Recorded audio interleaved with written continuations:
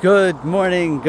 It is Friday, the 25th of June, and I am out walking my dog in my high vis, talking about education, and we have made it. It is the final day of the 2025-2026 school year. The weather must know because it's starting to rain. I'm sure it'll get better today. And as it is the final day of the school term, I guess it's probably that time where you talk about what you're going to do next. I will be making these videos a little more sporadically during the summer break, although I will be working all of July, so I will probably do more of these. What my plans are to really focus on two main things. One is the unconvention.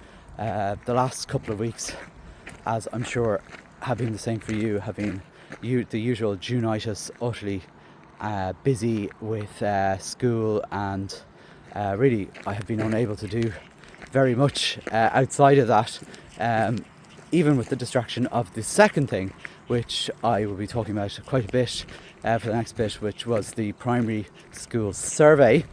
I haven't really had much of a chance to really analyse those stats very deeply. I did a little bit last night before I went to bed, trying to find some quirky statistics. I was focusing on English medium schools in Gaeltachts, as you do, and I found, and I didn't know why I would be surprised by this. I had this feeling, and I don't know why I did, that there wouldn't be much demand from people living in the Gaeltacht who sent their kids to English medium schools, and I thought they might have a very, very low percentage of people wanting an Irish medium education compared to South County Dublin, who I expected to have a high demand for Gael Scola, which I don't know. I mean, when you listen to the news, that's where you kind of see all the news. That South County Dublin doesn't have an Gael Scola or Gael Colasta in that case. But interestingly, anyway, the highest demand for Gael Scola is in the Gaeltacht, even in English medium schools.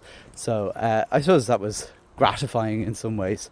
What I did find interesting, and I didn't expect, was if you look at a map of Ireland, the highest demand of Gael Scola happens to be around the coast and in general, and it's almost like it's eating the Midlands, which has a really low demand for Gael Scola, which is always really interesting. I've no idea how to analyse that or why that is. Irish speakers might have more information on that, but basically of the top 10 lowest percentages, 8 out of 10 of those counties were in Leinster for the demand for Gael Scola. I thought it was kind of interesting.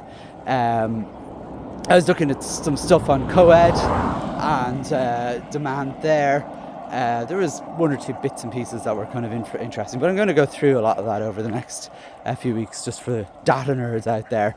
But really it's the unconvention where I will get back down to special education. We were talking about that term, the highest level of need. What I'm really wanting to shift towards now next is, I think everyone really agrees that special education is in disarray. I was on the radio early in the week talking about the summer programme and how even that, they couldn't organise that properly. I want to possibly look at if we were starting how we worked with special education now. Let's say we had nothing in place. What would that look like? And once we figure that one out, then we might look at how can we do a lot of those things.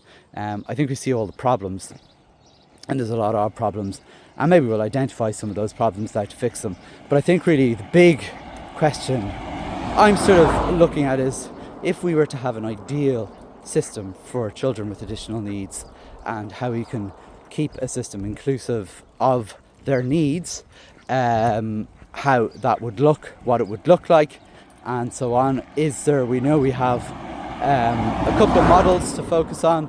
There's the fully inclusive model where every child goes to their local school and their needs are met wherever they go. You have the Irish hybrid system, which is very rarely repeated around the world, which is sort of mainstream classes, special classes within mainstream classes, which and then special schools, and then you have the third option, which is basically just the two options, which is mainstream or special classes, and you go to either of those. So we might look at that. Is there a different way? I'm sure there is. There's always different ways of looking at things. So they're my summer plans, really, for the next few weeks. Other than that, if this is your last day, if you don't be gloating if Wednesday was your last day, or even last Friday was your last day, but most of us are finishing today, and obviously some of us aren't finishing at all. We're doing July, but in the main, this is officially where summer starts. The rain is coming down here, and definitely means that the Irish summer has begun. I look forward to chatting to you over the next few weeks, and whatever you do, enjoy whatever you get up to, rest up. This is like the end of a marathon. I always say teaching is like running a marathon. Late May, early June is the wall. The last few weeks of June is just that hardship where you just have to get to the end. You've got to the end. Now you need to recover. That's what you need to do. Make sure you recover. All right. Happy summer to you all, and I hope you are safe and well. Take care. Bye.